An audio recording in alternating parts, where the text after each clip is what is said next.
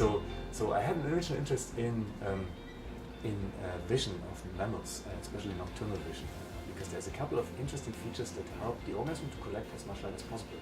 Some of them being the nuclei of cells in the retina having a gradient refractive index. So we're interested in these microscale architectures and wondered if we can build light control architectures for it. But we never had a good model system. And that's where serendipity was very positive for my own work.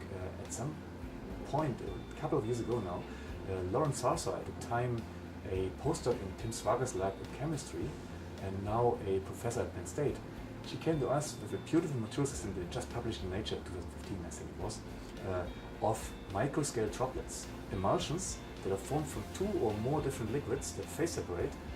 And what happens is that these liquids create an optical interface in this droplet. And this optical interface can change. You can change it by chemistry. There's beautiful videos that Lauren showed us at the time, where you see this droplet changing from one material engulfed by the other to a Janus phase where 2 materials are side by side, and then the engulfment of the other phase respectively happens. And now you see this thing happening, and you think, okay, there's 2 distinct refractive indices, so if that changes this much, it should change the interaction of light. And sure enough, it did. My student Sarah Nagelberg, did modeling experiments to sort of test the potential of this application. And the modeling was so good that we then started to try to do the experiments.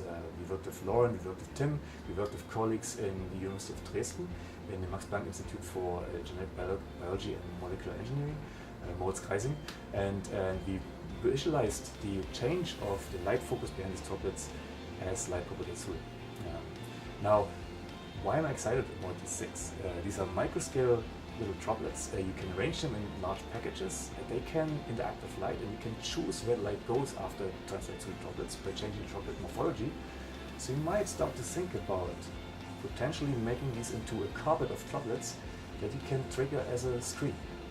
You decide which droplet has which conformation, and that decides how light propagates past the screen, and that might allow you to send information of different content in different directions.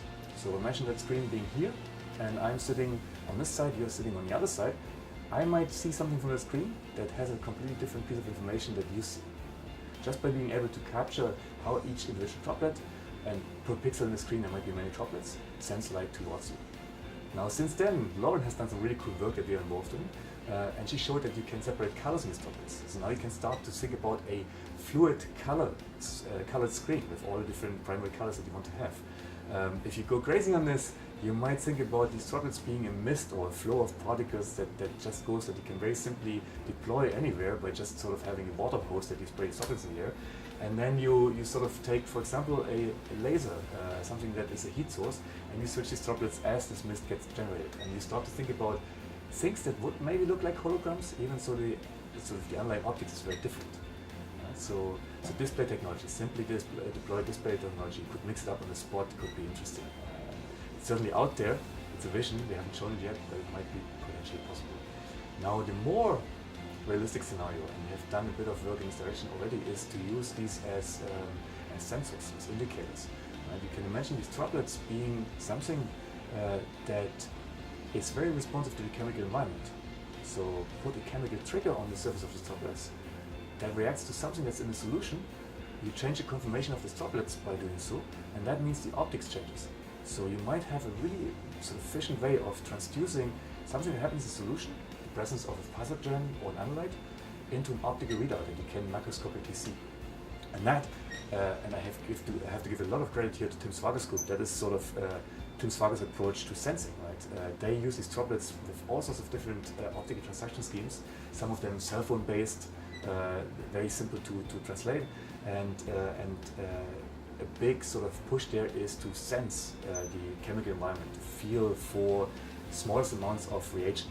It could be an explosive, it could be a pathogen, something that you wouldn't want to have in your food. Imagine that we have these regular outbreaks of foodborne illnesses.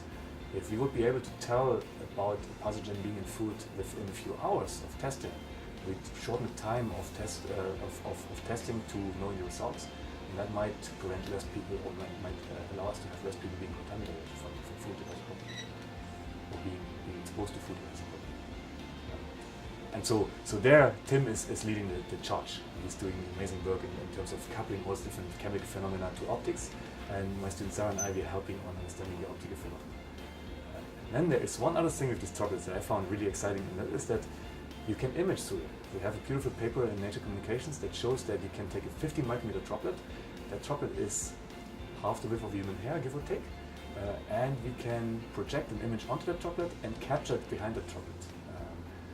And that means that you could now start to think about really small-scale microscope systems. If you look at this big guy here, that's a handful, right? Not everybody can sort of bring that with him or with them when they go to the field and want to do some experiments and quickly analyze something. If we scale down the lenses and we do it with the now very ubiquitously available CMOS technology, you can think about sensors where you have just a CMOS sensor, like in your camera, in your cell phone camera at least, and you put these lenses on top of it, and you start to build what's called a light field display, but with a very small form factor, maybe the size of my wallet or your cell phone. That thing you can carry anywhere. You combine it with a microfluidic channel, and then you can flow and analyze a blood sample or anything else that you want to look at, a sample of saliva, over it, and you might be able to image the organisms, the microcomponents that are in there.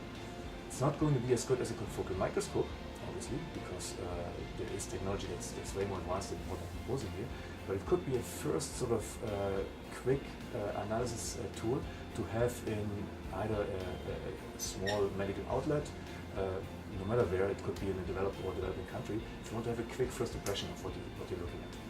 So imaging on microscale with simple fluid components is one thing that I think could be really impactful.